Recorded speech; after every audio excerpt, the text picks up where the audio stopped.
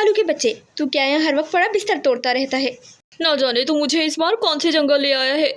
यहाँ के तमाम पक्षी तो इतने चालाक हैं, भोजन मांगो तो कहते हैं अपनी मेहनत करके खाओ। अब उठ भी जा कालू, नहीं तो ये डंडा उठा के मैं तेरा सर तोड़ दूंगी। वे कालू कौवा डर के मारे उठ जाता है और कहता है, क्या हो गया गौरी, क्यों सुबह सुबह चिल्ला रही हो?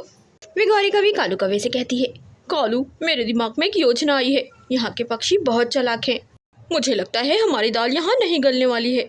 हम इन पक्षियों को बेवकूफ़ बनाकर, धोखा देकर इनका माल हड़प कर दूसरे जंगल चले जाएंगे। गौरी मैं कुछ समझा नहीं, तुम क्या कह रही हो? अरे वो कालू के बच्चे, अगर तू समझदार होता तो आज मैं इस छपरे के नीचे न बैठी होती। अब मेरी बात कान खोल कर सुन। तू जंगल में जाकर पक्षियों में ये बात फैला दे कि पहाड़ी के उस पार जमीन में खजाना दबा है। तमाम पक्षी सुबह सुबह खजाने की तलाश में वहाँ चले जाएंगे और हम उन बेवकूफ़ पक्षियों के जाते ही उनके घरों का सफाया करके दूसरे जंगल चले जाएंगे।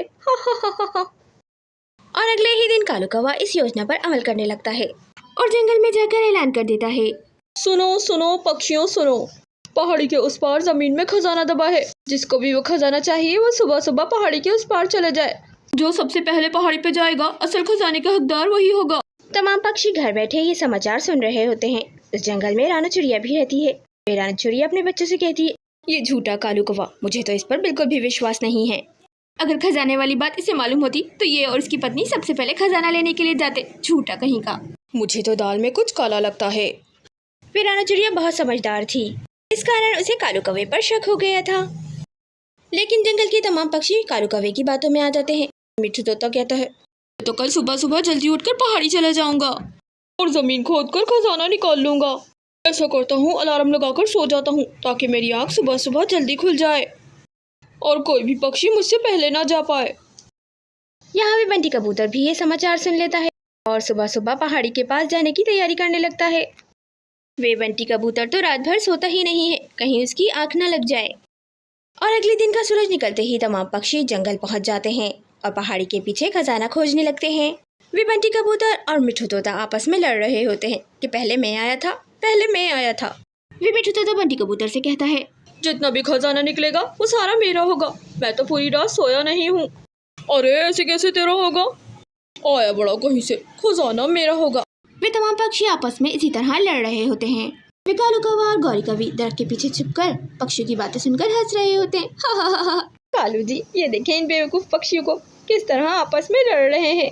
कालू जी, यही अच्छा मौका है, हम पक्षियों के घर जाकर अभी के अभी उनके घरों का सफाया कर देते हैं।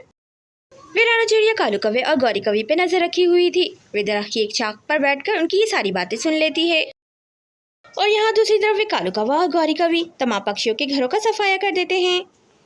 फिर रानू चिड़िया तेज तेज उड़कर जंगल की ओर जाती है और तमाम पक्षियों को बताती है कि कालू कौवे और गौरी कवि ने हमें बेवकूफ़ बनाया है। खजाने का लालच देके पीछे से उन्होंने हमारे घरों का सफाया कर दिया है। रानू चिड़िया के मुंह से ये बात सुनकर तमाम पक्षी गुस्से में आ जाते हैं, क्योंकि कालू कौवे और गौरी कवि ने न सिर्फ उन्हें धोखा दिया था बल्कि आज पूरा दिन थका दिया था। यहाँ वे गौरी कवि और कालू कौवा बहुत ही खुश हो रहे होते हैं और दूसरे जंगल जाने के लिए पक्षियों का लूटा हुआ सामान पैक कर रहे होते हैं। तभी अचानक वहाँ रानू चिड़िया तमाम पक्षियों के साथ आ जाती है। वे तमाम पक्षी अपने घरों का सामान देकर कालू कौवे और गौरी कवि की खूब जम के पिटाई करते हैं। कालू कौवा और गौरी कवि बचाओ बचाओ हमें बचाओ चिल्लाते रहते हैं और वहाँ से भाग भाग कर एक सुनसान जंगल में पहुँच जाते हैं। अब वे सुनसान जंगल ही उन दोनों को ठिकाना था। बच्चों, इस कहानी से हमें प्रेरणा मिलती है कि कभी भी हमें बेईमानी नहीं करनी चाहिए, वरना नहीं तो अंजाम कालू कौवे और गौरी कवि जैसे होता है। गाइस, वीडियो पसंद आए तो वीडियो को लाइक और चैनल को जरूर सब्सक्राइब करें।